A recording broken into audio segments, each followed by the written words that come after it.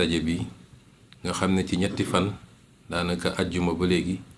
ñu ngi lëlu fii di waxtaan ñoom ci li jëm ci assemblée nationale bi mooy suñu député yu bees yi nga xam ne ci coobare yàlla mu jaarale ko ci wotu sénégalais jox nañ ñu ci 130 sur 165 muy la am solo ñuy dellu di gërëm askanu Sénégal waaye dinaa ci dellu siwaat ndax dama doon xaar ba conseil constitutionnel génne résultat yi ma doog a def point de presse pour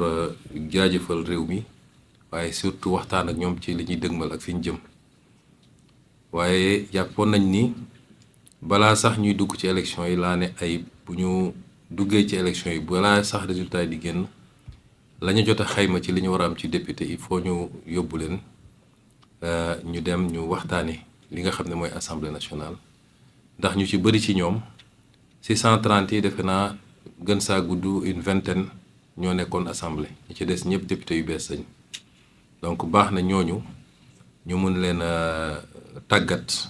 ci nu mu gën a gaawee ba bu ñu ubbee assemblée rek ñoom dinañu xam déjà la ñu war a def ak nuñ ko war a defee kon ñuy féliciter Ayib ci ak équipe yi mu liggéeyal yépp ci parti bi waaye di féliciter également di remercier ñi nga xam ne bàyyi nañu seen jot bàyyi seen lépp ñëw jàpp ci liggéey bi andi seen xam-xam ak seen temps pour participer ci formation boobu doyen Mamadou la Diallo ngi ni juriste yaa ngi fi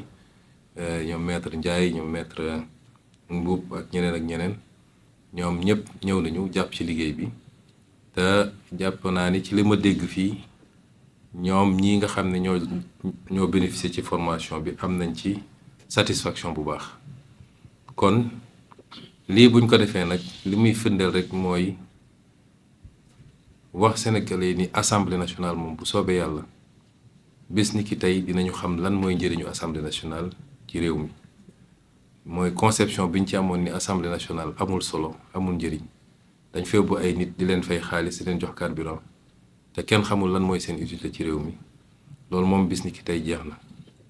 te parti bi dina fexe ba muy assemblée nationale muy beneen institution li nga xam ni moo taxoon ñun ñu sonn ak di xeex li taxoon ba Sénégal yu bari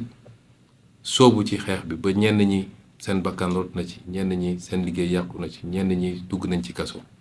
saa su ne rek ci li ñuy def suba ba ngoon jot ci li ñu yàlla dénk na méngoog loolu parce que loolu rek mooy tax noonu rek la ñu mën a delloo njukkal ñooña loolu nag day doore ci assemblée nationale doore nañ ko ci pouvoir exécutif bi ñu koy rek léegi teg ko ci jubal ak jubbanti ci njiital président Bassirou Diomaye Faye waaye ñëpp xam nañ ni kuy gouverner soo yoree pouvoir exécutif tam soxla nga assemblée nationale sinon dina xaw a jafe kon loolu dañ koy wéyale ci assemblée nationale bi mooy député bu ne saa su ne na càmbar boppam digganteem ak boromam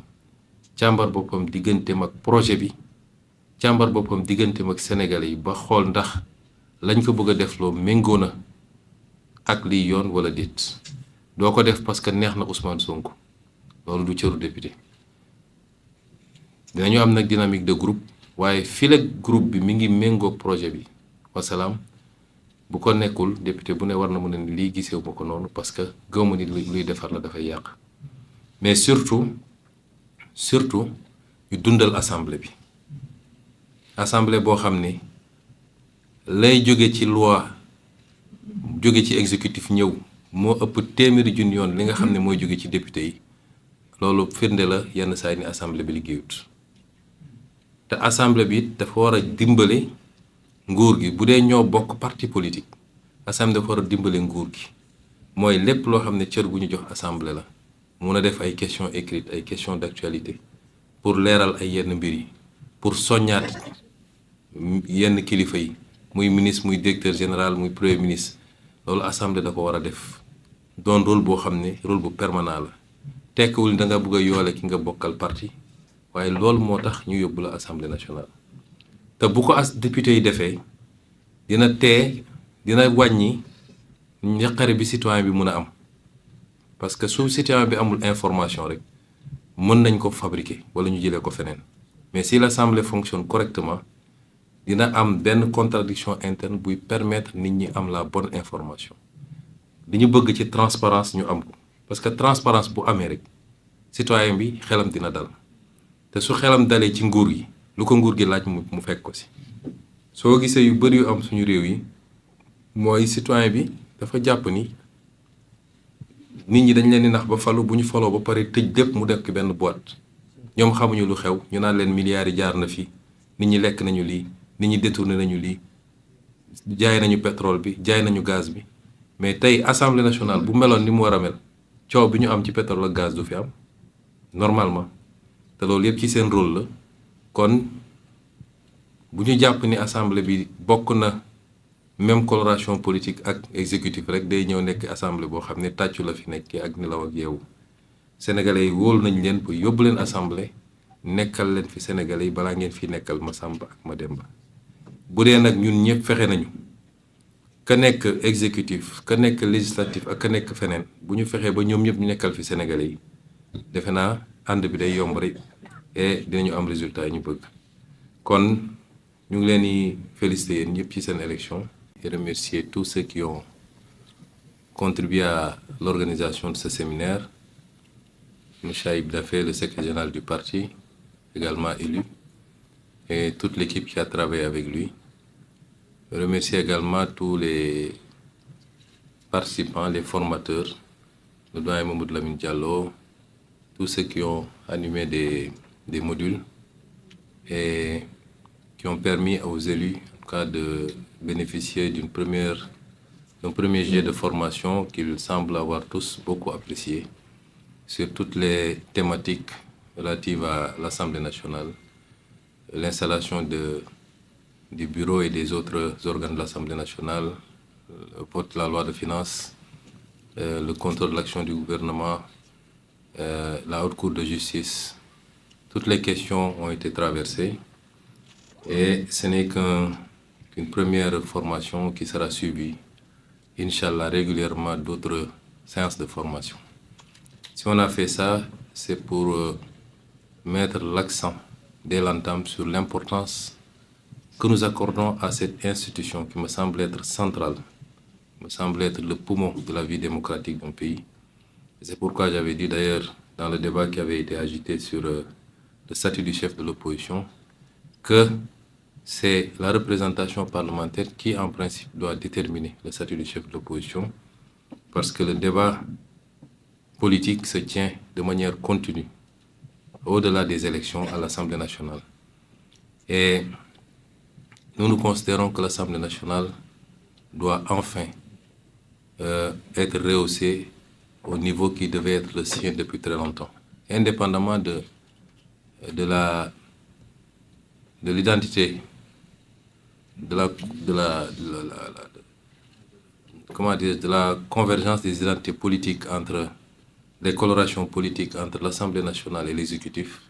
Le député est avant tout un député du peuple. Et même dans cette configuration-là, le député est là pour servir un projet, le projet que nous avons tous en commun et pour lequel nous sommes beaucoup battus. Et je pense que les députés ici présents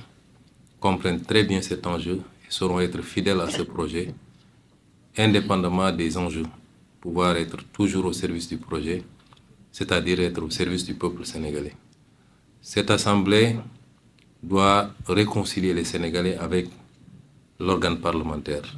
qui est conçu comme un appendice simplement, un lieu d'applaudissement comme ils appellent ça. J'exhorte chacun et chacune de ces députés à ne jamais oublier pourquoi il a été envoyé à l'Assemblée par le peuple sénégalais et être au service évidemment de la nation. Donc, je n'avais pas envisagé de faire une sortie tout de suite. J'attendais la programmation des résultats définitifs par le Conseil constitutionnel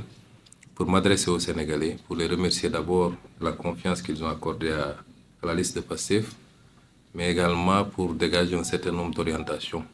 à partir de maintenant où les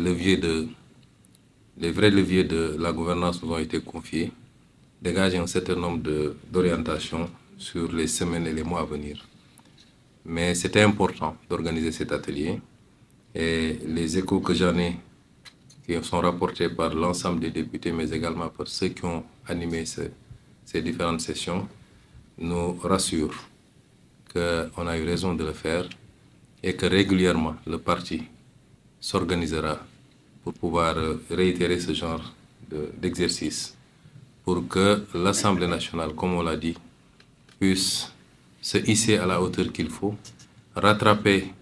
le gap qui peut-être fonde cette impression d'asymétrie par rapport à l'organe exécutif et qui l'empêche de pouvoir vraiment jouer le rôle qui est attendu, c'est-à-dire le rôle de contre-pouvoir quand il le faut, mais le rôle d'accompagnement surtout dans la formalisation, l'exécution des politiques publiques par le vote de la loi. Toutes les lois, loi de finances, loi ordinaire, mais également par un certain nombre de mesures d'accompagnement. Voilà ce que je voulais dire, je ne vais pas être très long, car je souhaite à chacun et chacune des députés ici présents un bon retour chez lui et surtout beaucoup de courage parce que, vu la configuration des choses, il faut s'attendre à une accélération dès l'installation de l'Assemblée nationale pour pouvoir voter la loi de finances initiale avant le 31 décembre et accélérer avec beaucoup d'autres projets qui sont déjà préparés, conçus et qui n'attendent que l'installation de l'Assemblée pour être proposés.